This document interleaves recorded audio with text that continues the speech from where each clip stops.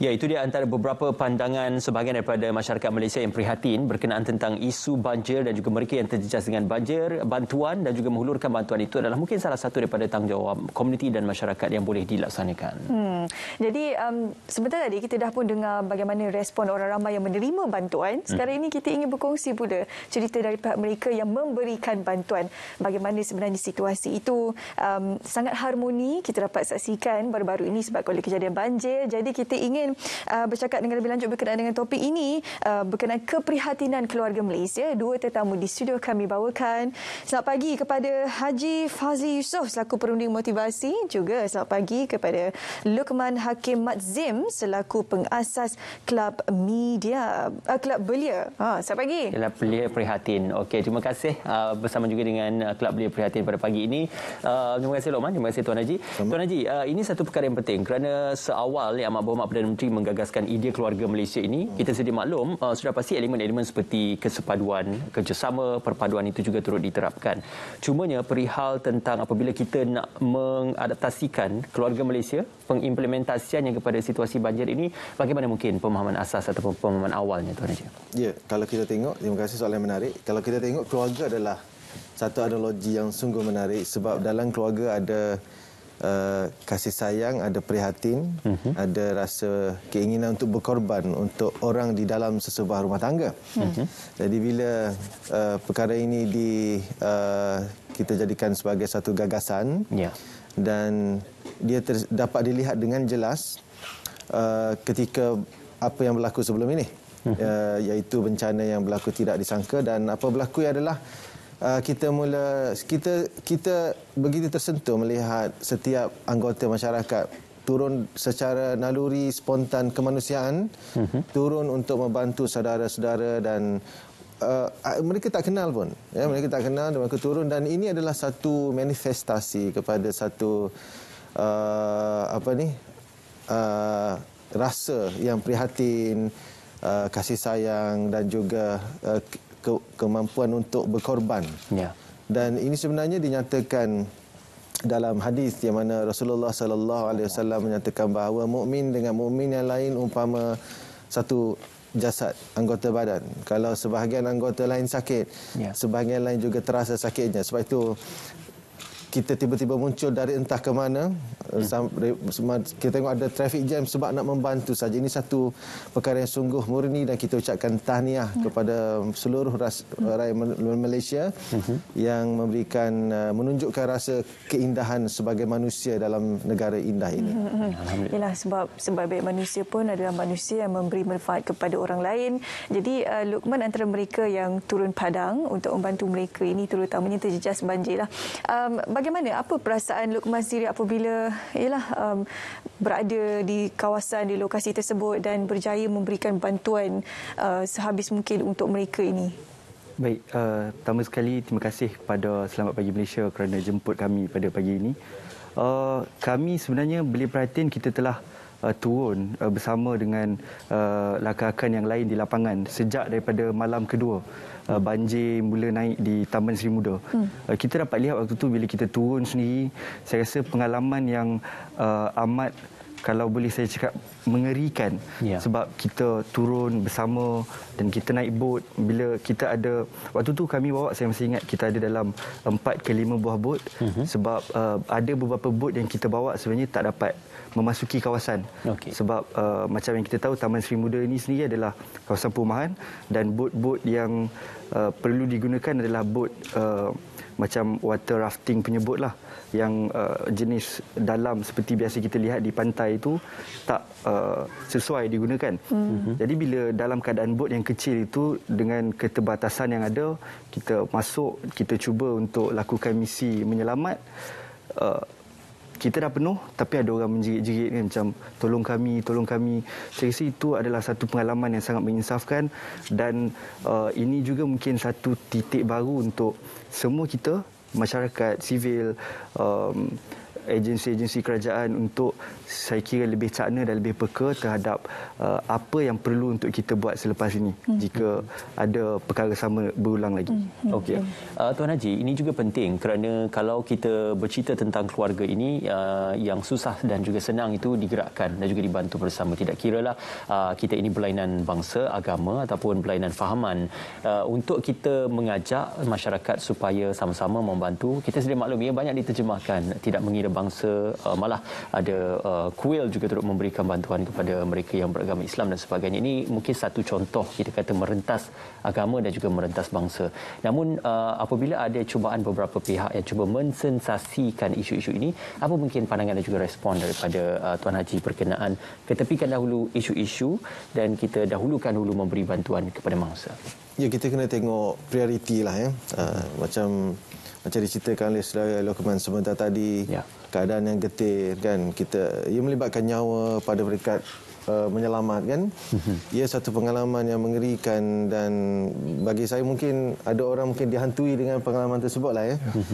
Dan apabila mereka berada dan melihat situasi ini, bagi saya mereka yang mengalami sendiri mengetahui apakah prioriti dan keutamaan. Jadi keutamaan kita adalah untuk keutamaan pada masa sekarang. Masa sekarang ialah kita sama-sama bantu. Tempoh menyelamat mungkin sudah selesai. Sekarang tempoh untuk membaik pulih dan meningkatkan keadaan, sebab mereka masih lagi dalam keadaan serba kekurangan. Jadi kita sama-sama bantu pada peringkat ini. Apapun jikalau ada improvement ataupun apa yang boleh diperbaiki, itu ada forum dan keadaan yang sesuai untuk kita utarakan nanti. Bagi saya adalah kita sebagai manusia kena kembali sebagai manusia lah. Iaitu manusia ini secara umumnya, sebab Allah kata bila ciptakan manusia, Allah kata wa nafakhtu fihi min ruhi, aku campakkan padanya rohku, yang mana kita diberikan secara naluri, kita diberikan kasih sayang. Siapa yang hidup dengan kasih sayang, dia mengasihi, akan dikasihi. Man lam yarham la yurham, mereka yang tak mengasihi tidak akan dikasihi. Maksudnya siapa yang mengasihi akan dikasihi. Seorang yang boleh mengasihi orang dan akan dikasihi seorang, ini orang yang bahagia dan gembira. Siapa yang tak boleh ada jiwa kasih, kita bimbang nanti yang menderitanya bukan orang lain, tapi mereka terlebih dahulu yang mengalami penderitaan tersebutlah. Jadi secara umumnya kita sebagai manusia, kita kena suburkan jiwa kasih dan sayang, dan kita bertindak dan susun mengikut keperluan dan juga keutamaan aulawiyat yang sesuai pada waktu tersebut. Setiap kali apabila Haji Fazli berkongsi berkenaan bagaimana sebenarnya dengan membantu orang lain ini memberi makanan untuk jiwa kita, roh kita, terkali itu juga Luqman menganggukkan kepalanya, mengiyakan kata-kata Haji Fazli. Jadi bagaimana pengalaman Luqman sendiri apabila berjaya membantu orang dengan menyelamatkan mangsa-mangsa terjejas banjir dan sebagainya? Bagaimana ia memberikan satu inspirasi dalam kehidupan Luqman untuk menjadi manusia yang lebih berbakti kepada masyarakat? Baik, saya rasa menarik untuk saya kongsikan macam mana mula-mula Kelab Belia Prihatin ini kita tubuhkan. Sebenarnya pada tahun lalu bila negara kita ada muncul gerakan bendera putih kan, hasil daripada ataupun reflection daripada ada orang tak cukup makan dan sebagainya. So kita kumpul rakan-rakan, waktu tu tak ada lagi structured organisation, tapi kita cakap kenapa tidak kita tolong kan kawan-kawan, jiran-jiran kita yang susah. So kita kumpul duit, dan waktu tu saya masih ingat kita dapat hampir lebih kurang 80 bakul makanan untuk kita sumbang kepada jiran-jiran terdekat. Dan sewaktu itu kita mula fikir, okey, kita dah mula terima derma, dah mula terima sumbangan sebagainya, dan kita perlu be accountable to whatever we are doing. So sebab itu kita berdaftar dengan di bawah Kementerian Belia dan Sukan, pendaftar Pertubuhan Belia, dan itu apa sekali lagi yang kita lakukan pada hari ini bila kita hadap dengan pelbagai situasi banjir dan sebagainya kan. Saya rasa apa yang penting sebenarnya adalah tindakan. Belia tidak kira apa saja yang anda semua lakukan, sekecil mana ataupun sebesar mana tindakan yang anda lakukan, saya rasa as long as we do something, that's matter. Dan ini sebenarnya yang masyarakat harapkan daripada kita, para belia. Sebab orang kata pepatah pemuda harapan bangsa, pemudi tiang negara kan. So kita buatlah dalam kapasiti masing-masing. Kita tengok sepanjang banjir itu ada Abang Viva, ada Uncle Ketang dan sebagainya. Dan mereka inilah yang membuktikan bahawa tak ada wang, tak apa. Kita boleh sumbang tenaga. Even saya rasa apa inisiatif yang dilakukan oleh media-media seperti pagi ini untuk memastikan maklumat dan info itu sampai memainkan peranan yang penting juga. Kerana kalau info dan maklumat tak sampai, kita boleh tengok kekalutan atau kekacauan itu mungkin timbul. Ya. Dan saya rasa amat berterima kasih kepada RTM dan Selamat Pagi Malaysia panggil kami untuk kongsi juga. Ya, kami juga sentiasa memberikan ruang untuk kita memaparkan dan juga berkongsi pengalaman ataupun untuk kita menyeru kepada pihak masyarakat supaya turut membantu mereka yang ingin menyalurkan bantuan. Cumanya Tuan Haji, disebutkan oleh Rokman tadi menyebut tentang pepatah kebergantungan dan juga pengharapan kepada kekuatan dan juga tenaga belia. Mungkin dahulu kita sentiasa dengar belia hari ini pemimpin hari esok, tetapi ia sudah terbalik. Belia hari ini pemimpin hari ini.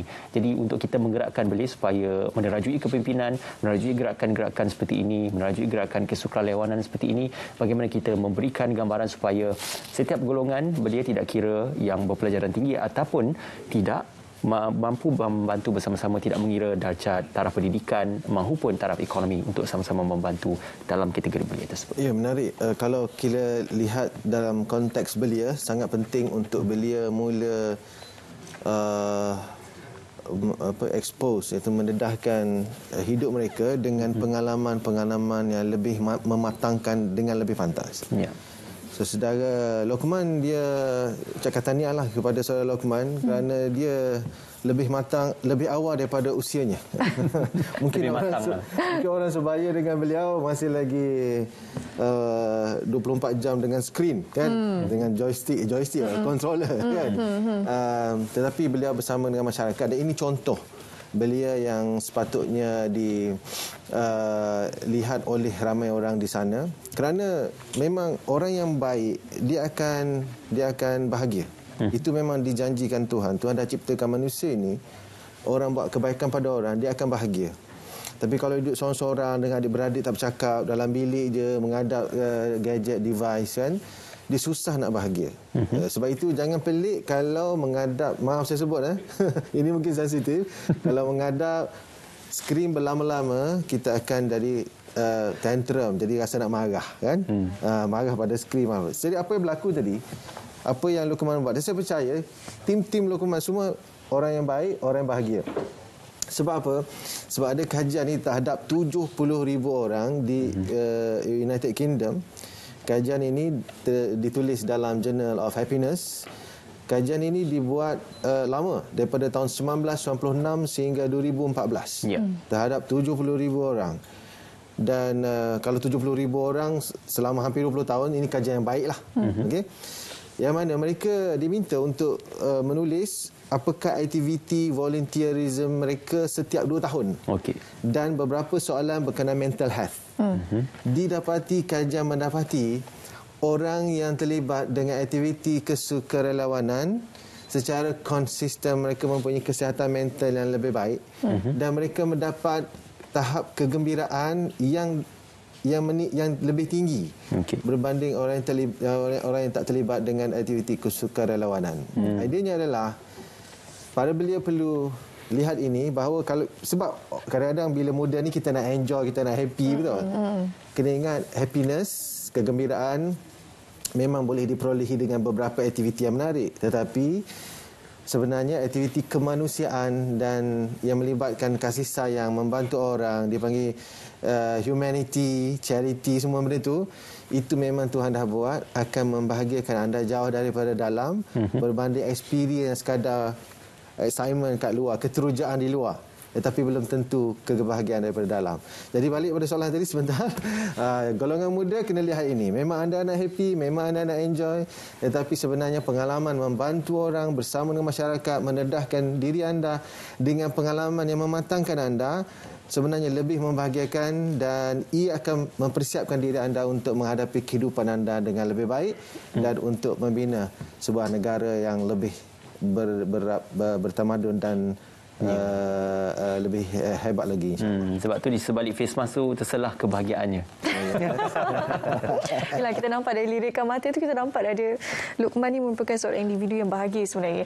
Jadi yalah, kita nak kaitkan kebahagiaan ini bukan saja datang apabila kita membantu mereka yang terjejas ataupun terkesan sebabkan oleh sesuatu fenomena ataupun perkara, tetapi juga kebahagiaan itu datang apabila perpaduan sesama kita itu wujud. Luqman, kalau Luqman boleh kongsikan bagaimana pengalaman Luqman di lapangan ni apabila membantu mereka di luar sana, dan bagaimana sebenarnya ukhuwah sesama kita sebagai masyarakat Malaysia kekal utuh sewaktu sebarang program kesukarelawanan itu berlangsung. Yep. Kami di Kelab Belia Perhatian, kita di kalangan ahli, kita ada Cina, kita ada India, kita ada orang asli, kita ada kawan-kawan daripada Sabah dan Sarawak. Dan saya rasa ini kita praktikkan di lapangan juga. Kita bantu masyarakat yang terbaru ini di Genting Peras, di kampung orang asli Sungai Gabai dan Paya Jaras. Dan saya rasa ini perpaduan dan muhibah ini dapat kita lihat secara berleluasa, kalau boleh saya gunakan istilah itu, semasa musim banjir yang lepas.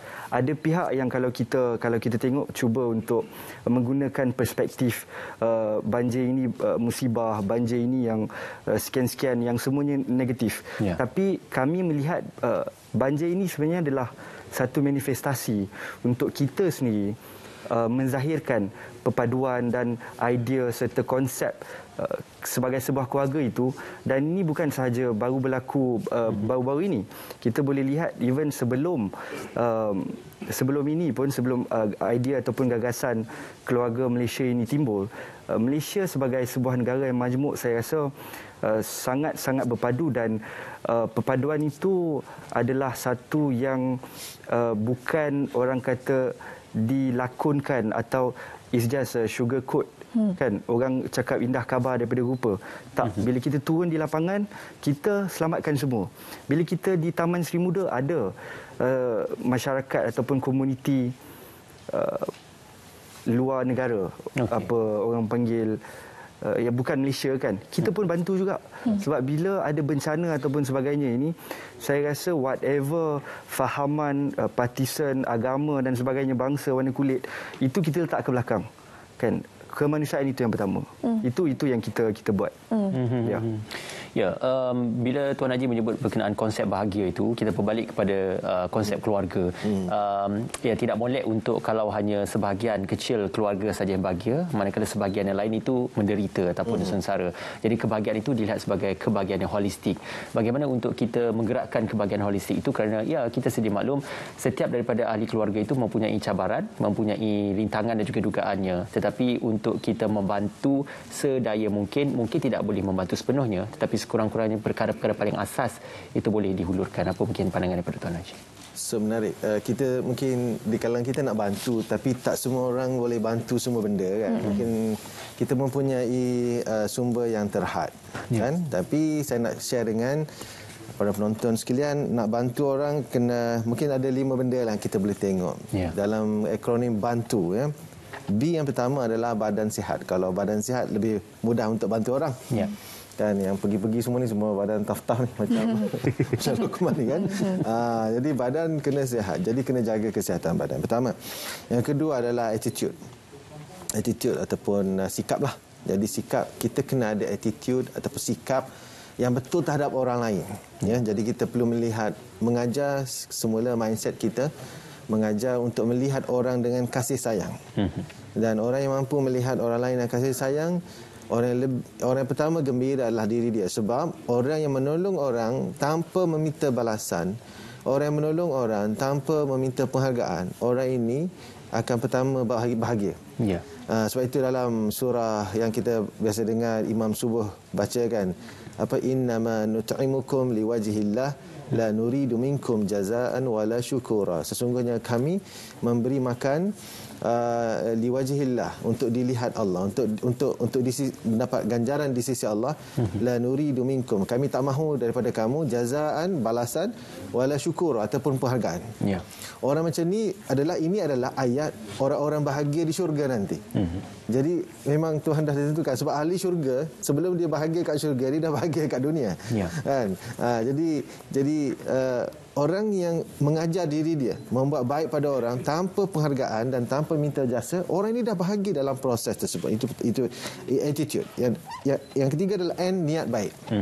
Niat mesti baik, insya-Allah. Bila kita niat baik, walaupun kadang orang maki kita, keji kita tak cepat sentap, kita rasa okey, sebab kita rasa itu empower kita untuk bantu kita jadi lebih baik. Berbanding kalau kita niat tak baik, cepat goyang kan, cepat goyah, banyak isu dan sebagainya. Yang seterusnya adalah time, kena ada time management, dan juga orang yang ada lebih masa, dia ada lebih sumber untuk bantu orang. Dan yang terakhir, you adalah usaha. Ini memang usaha, maksudnya bila kita nak bantu orang, kita kena mengambil sebahagian daripada usaha kita untuk bantu orang. Itu namanya pengorbanan. Pengorbanan ini memang diajar dalam Islam. Setiap tahun kita meraihkan satu perayaan untuk pengorbanan, iaitu Idul Adha. Jadi kalau kita susah nak berkorban, maka mungkin kita tidak memahami intipati dan roh agama itu sendiri.